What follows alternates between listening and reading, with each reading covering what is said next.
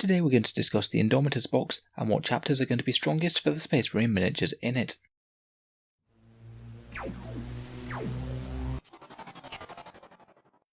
Hello and welcome back to Auspex Tactics, the strategy focused 40k channel, where we're all about getting the most out of our miniatures on the tabletop. Now the Indomitus box has brought a whole load of Space Marine options to the table, and I'm sure that plenty of people out there will be using it to start a new Space Marine collection.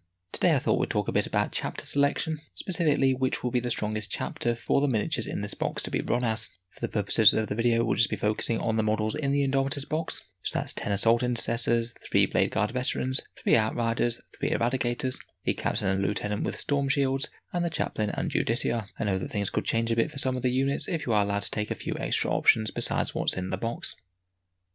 I think in general it's fairly obvious that the vast majority of the miniatures in Indomitus tend to be melee units as opposed to ranged ones, like we had in Dark Imperium. It was definitely a criticism of the Primaris line that they didn't have all that many dedicated melee infantry units, and Games Workshop seemed to have responded in style with this. The Blade Guard, Assault Intercessors, Outriders, and pretty much all of the characters hit decently in close combat, so in general I think it will be the melee chapters that get the most out of the box as a whole. Obviously the Eradicators are a bit of an exception, though they are very solid just in their own right, and don't really need all that much in way of support to still be very good.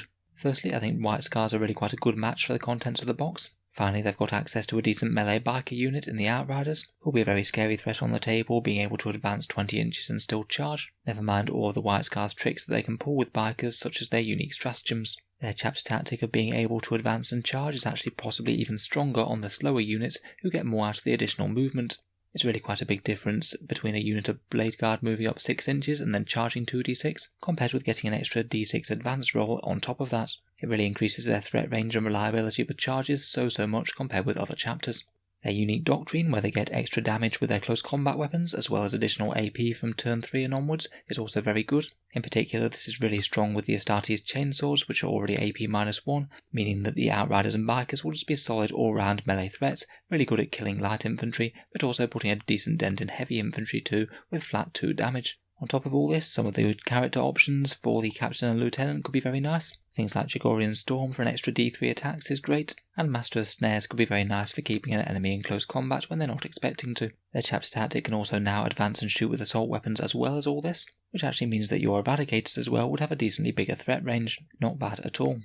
As another dedicated melee chapter, Blood Angels are certainly very solid as well. +1 to charge will certainly make more combats happen, and +1 to wound when they do charge is kind of the buff that all these chainswords and mastercrafted power swords really want to have, as it means they can actually efficiently engage higher toughness models like vehicles. It's a lot more doable when your mastercrafted power swords are wounding on 4s against toughness 8 vehicles such as Leman Russ or Knights, rather than having to flap around on 5s. In the wider codex there's all sorts of melee buffs and options available, including some great support characters. I'm sure that Blood Angels players will absolutely be itching to get their hands on Assault Intercessors to fill out their troops choices. More ground-based Blood Angels forces got a bit of a boon with the Strategic Reserve special rule. You can now kind of pseudo-deep strike things like Blade Guard or Assault Intercessors, which will certainly help out.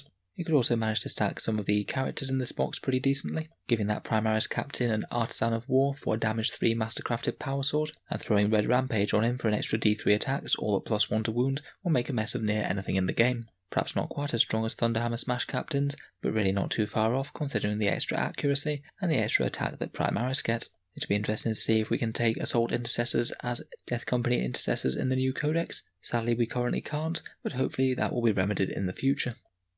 I feel like Assault Intercessors are also another big boon to Space Wolves, particularly if you put them or Blade Guard inside Impulsors and things, and maybe zoom them up the board with Ragnar. Hunters Unleashed hitting on 2s is certainly very helpful, as is the bigger heroic intervention range for all the characters, particularly that Justiciar, who's very safe from heroic intervening as he can make the enemy fight last. I think a unit of Wolfen could really help these guys get into melee combat, as getting more reliable charges off or extra attacks is certainly very helpful. Finally, for the more dedicated melee chapters, Black Templars might not have the strongest rules at the moment, though rerolling charges isn't bad at all, particularly now the command reroll has been changed to be a bit more restrictive. The units certainly seem very fluffy for Black Templars, the Assault Intercessors purging the enemy with Bolt Pistol and Chainsword, and those Blade Guard Veterans really aren't so far away from a Primaris version of Sword Brethren. They've got a bit of a boon in being able to access their unique assault doctrine a little bit earlier via the Crusader helm, which you could put on one of the characters, and that assault doctrine is usually at its strongest on strength 4 models due to the extra wounding effect being a little bit more applicable. You could also make a very fighty anti-character type army by pairing up a Justiciar with an Emperor's Champion to make an absolutely murderous little anti-character tag team. Moving on to the other chapters in the game, I think unfortunately Ultramarines are one of the chapters that have slightly limited benefits out of these guys.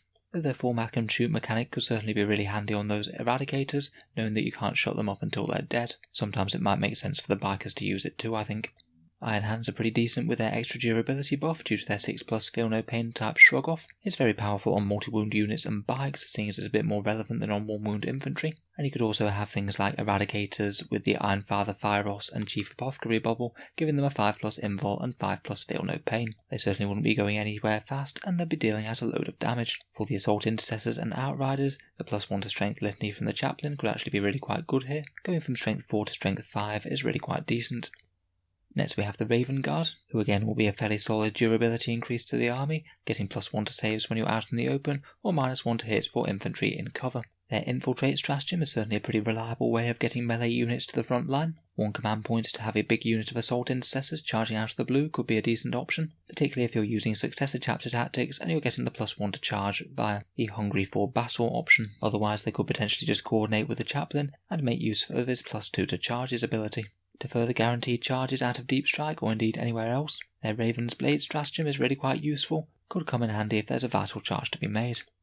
Salamanders I think are one of the slightly more improved chapters going into 9th edition, and their chapter tactics do seem to synergize quite well with the contents of this box. Salamanders are just going to be amazing with Eradicators. When they're in the tactical doctrine, or those very scary melter shots wounding on 3s against the toughest vehicles, it's going to make them some of the scariest anti-tank firepower in the entire game, I think. Even on top of that, the rerolls that they get with their innate chapter tactics are also great on high strength shots like these Eradicators, so it's a double whammy of making them just ridiculously dangerous. They can even be delivered far easier than before now by using strategic reserves and having them turn up on the flanks, so you're hopefully going to be guaranteed to get the first shots off. For the other units, getting a +1 to wound stratagem with Crucible of Battle, again could be very good on things like Assault Intercessors. It's generally a stronger relative buff if you're using it on lower strength attacks and a high volume of them, so definitely one to consider using often. And their built-in Salamanders style rerolls would just add a fair bit of damage across the entire army. It's particularly good on characters who all get to get one of the rerolls each, with a low number of relatively high strength attacks. Even their -1 to AP shenanigans can come in handy. It's pretty helpful on the new Storm Shields, meaning that if you're AP1 or AP0, they're going to be saved on 2s, and if you're higher AP then it still gets caught on the invul save anyway. On top of this, I think it might well be worth giving one of the characters the Obsidian Aquila relic, which can give an aura of 6+ feel no pain type saves, again just amping up their durability even more. I think Salamanders have some pretty decent synergy with this box.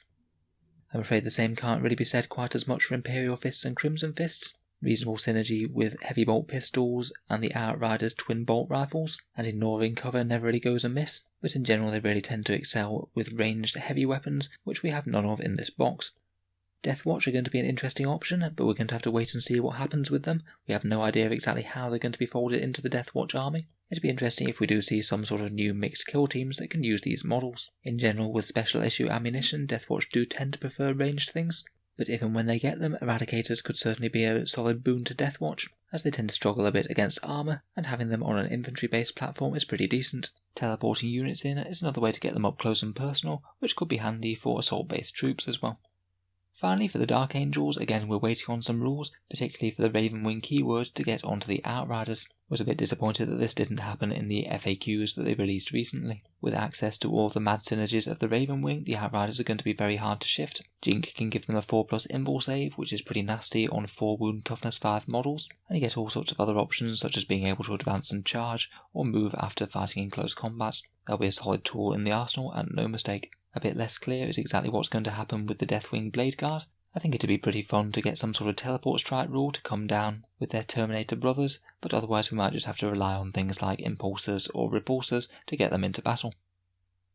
So overall, for the winners of the best chapters for the Indomitus box, I think the winner would have to be White Scars for me. They're followed pretty closely by Blood Angels and the other melee armies, and potentially also Salamanders, who look like they'll be very scary with those Eradicators. Let me know your plans on how they're going to fit into your Space Marine army, no matter what chapter it is. It'd be good to get some insights for people who are planning on picking up the box.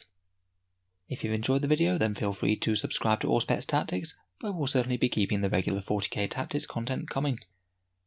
If you'd like to help support the channel and keep my videos coming, I do have a link to my Patreon page, which is down in the video description below. Making all of this content does take a lot of time, and I can only afford to do this as more of a full-time thing thanks to the support of you guys. If you have been enjoying regularly, then any support is greatly appreciated to allow me to keep on making these videos. Channel patrons also get certain advantages, such as being able to see a video early every week, regular polls to see what sort of things come next on the channel, and automatic entry into the Auspex Tactics prize giveaway, where at the start of August we'll be giving away 3 copies of the Indomitus box. If any of that sounds good to you, or you'd just like to help support the channel, then the link is down in the video description below, so feel free to check it out.